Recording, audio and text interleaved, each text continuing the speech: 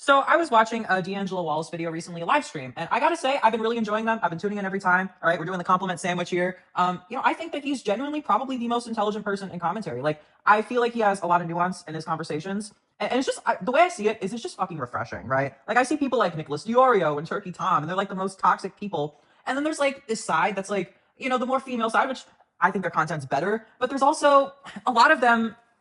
They go in really hard on certain people, and look, gender equality, all of you are fucking toxic, okay? But like I feel like he's at least trying to be empathetic. He's trying to be understanding, and you can just tell that he's like working so hard to just like see. And here's the thing: he almost works like too hard, and it makes me like visibly uncomfortable at certain points. Like sometimes, like when he overly compliments himself, I feel like it's so obviously like he has insecurity and he's trying to make up for that. And it's like, dude, I wish you could just be normal and not have to like constantly overthink everything. That's not a healthy way to live.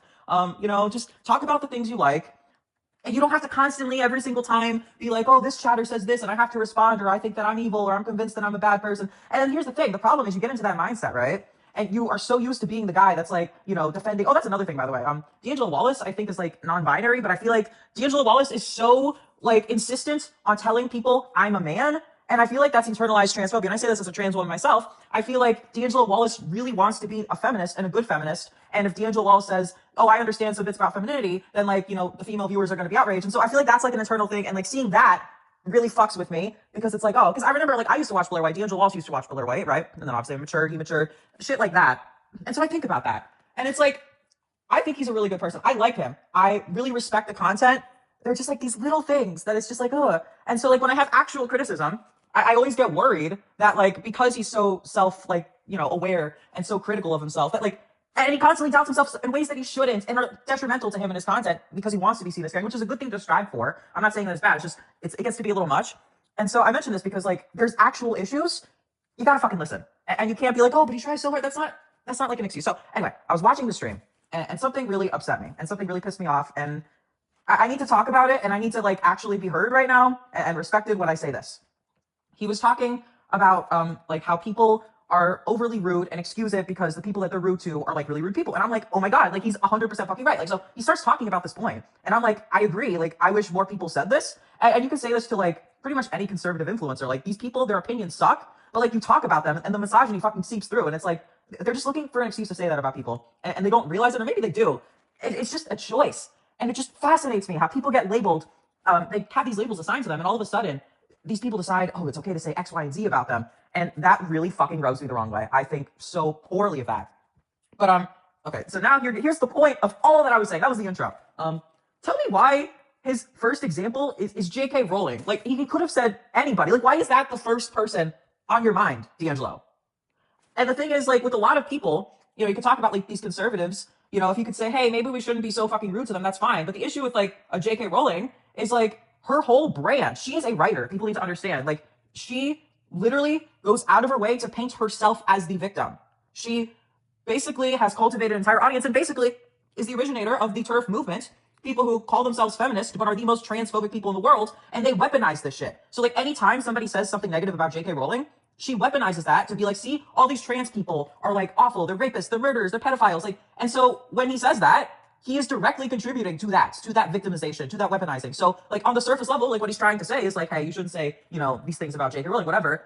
You're not understanding that she is well aware that she will cherry pick the worst examples of people saying the worst stuff about her, paint the entire I don't want to say trans community because there's a lot of different people, a lot of different identities, but, like, to paint all trans people as being that person. And so here you have somebody that's, like, on the left, and she, like, uses that against trans people. So, again, by saying that, you're actively being part of the problem. So now he doesn't like explicitly admit this, but it's very obvious to me that he's like referring to the Vosh tweet. Like the way he talks about it is like, okay, you read the Vosh tweet. And Vosh is a creator that I have my issues with, okay? He is a very interesting guy. And second of all, I don't think that Vosh, should be out here as like a spokesperson for trans people. So she fucking quote tweeted that and acted like, oh, like he's a fucking weirdo, okay? Why are we getting like hit because of Vosh? Why are we getting recoil? That fucking sucks. So his whole thing was basically, oh yeah, what was it? Women be quieter challenge. That's what it was, right? If J.K. Rowling had just shut up, she would not have been respected and gone down in history as like one of the best authors ever. And so, the problem with tweets like that is like, I know in Vosh's head, he thought he was being funny. If you read the tweet, he was very proud of himself. He thought that was like a good chuckle, right? The thing is, he's like, him in doing that is just not giving a shit about trans people in general. Like, he doesn't care how that affects us. He cares more about like a little chuckle. And so like on the core, I agree in the sense that, you know, probably shouldn't, but like if an actual fucking trans person is gonna say shit like that, I don't think you, D'Angelo Wallace, should be like, hey, you know, you can't be mad at this person who's actively advocating for you to lose all your rights and calling you pedophiles and rapists for existing. Like, I think it's understandable to be mad, and I think the very second you come on here and say, oh, well, you didn't respond in the most perfect, you know, PR-approved way, now all of a sudden you are sexist and you are all of the things that J.K. Rowling has said about you. And all of a sudden, yeah, she's actually right, because that makes, like, anybody, and now you're telling your liberal audience that, you know, even though she's like this bad person, when she makes these tweets, you know, saying that these trans people saying all these awful things, she is a victim of the situation. She is correct. And it's, again, the first thing that you're saying, it just baffles the mind, because I expect better from you, dude. And you can go on all these things that don't matter, correcting all these chatters about some stupid drama, and then something that, like, you actually fucked up, right? I'm gonna come out as a trans woman and say that you need to fucking listen when we talk about these things, and then your whole audience is gonna, you know, talk about how you're overly criticized because of like all this shit, and it's like, oh my god, see, this is how it all comes together. The issue with the tweet was, first of all, came from the person who made it did not have good intentions, but like actual trans people have said similar stuff, right? I agree. I would have been a lot happier and my life would be better if J.K. Rowling legitimately did not become such a hateful bigot, right? And that same core concept is not that much different from what Vosh was saying. Vosh was just being stupid in the way that he said it without any care or regard for actual trans people. So a lot of trans people are, you know, they might call J.K. Rowling a bitch or say all this shit, but it's like, how weird is it to fucking go out to this minority group who's literally getting shit from everybody, everywhere, and then all of a sudden, now everyone wants to be the moral police. Now you have to be on your best behavior for trans, or else you're all these things. And it's like, where is that for all these people in these powerful positions that fucking need accountability? It's this constant barrage of trans people being basically like called every name under the book. All of these, and people won't even admit it too. They won't even admit that shit is transphobia, right? And if you like acknowledge it or call it out, people get mad at you, and it's like, you know it based on like how people are treating you and just like an objective fact. And so it's like, just people can be mad. I don't support it. I don't think that it's the most ideal thing to do, but you have to understand that it's totally valid to be mad at J.K. Rowling. Like, you know how insane it would be for me to go up to a Jewish person and be like, oh, you know, you shouldn't be saying those mean things about Hitler, you know? Like, or I go up to somebody who's like Ukrainian and be like, oh, you know, you shouldn't say those mean things to Putin. Like, who is like the #1 most famous transphobe right now? Like, her literal, like, brand is transphobia, even though she fucking wrote Harry Potter. That is her identity. That is what she is known for. She is like the #1 transphobe in the world, right? And when it comes to like actual policymakers, that's not what I'm talking about. I'm talking like, who is like the public face of transphobia? And maybe that's like unfair in a sense, because, you know, these fucking people making the policies suck, right? But we can't fucking do shit. What she's doing has a real impact on our lives. Anyway, I could talk about this all day, but I really want to get to the core of the issue here. And I noticed this because this is like a microcosm for what I see on the left, okay? A lot of people are transphobic in ways that they do not even realize. And I'm a trans woman, I can say this, okay? There's this idea that like women always have to be victimized, and a lot of women, like J.K. Rowling, weaponize this as an excuse to be bigoted. It's just a fact. It's a thing that happens. And so people on the left are inventing ways to be transphobic while still being accepted in leftist circles. And they're getting very creative on how they do this. And that shit needs to be called out. D'Angelo Wallace is not a malicious actor in the slightest, right? But there are just certain things that he says, or they say, he wants to be called him, but I just, the way that I see it, I can just tell. And a lot of it is because he has a female audience, right? But a lot of it is just, I just think that that's who he is as a person. And it comes from a good place of wanting to care and understand people. But it's this idea that femaleness, like cis femaleness, has to always be prioritized.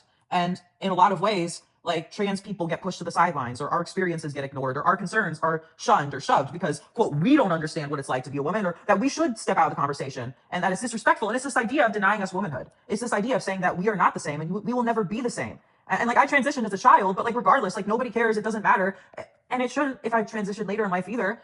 There's this weird inclination of people on the left to want to separate transness and cisness of women, acting like that difference is important and that we shouldn't be allowed to speak on certain conversations. And I see D'Angelo do it. I hate it. And I want D'Angelo to free himself from that, okay? Because it makes me really sad, and I don't want that to like be an issue in the content moving forward. So again, I think the comments are not going to be great to this, because I think people are just going to want to fucking assume the worst, but I think you can, you know, agree that this is like in good faith. I really hope that D'Angelo watches this. Because this video is literally for him, okay? Like, it's an audio recording. This isn't edited at all. You should probably watch it in 2x speed, to be completely honest. But please, I mean, this has been on my mind, and I just want to be heard and like listen to it and be told like, hey, like, this is valid. Like, your feelings here matter, and I care. So yeah, if you can get this video to him, I don't know if he has social media, but one more thing I just want to mention. So basically, you know, when trans women like call J.K. Rowling a bitch or whatever, right?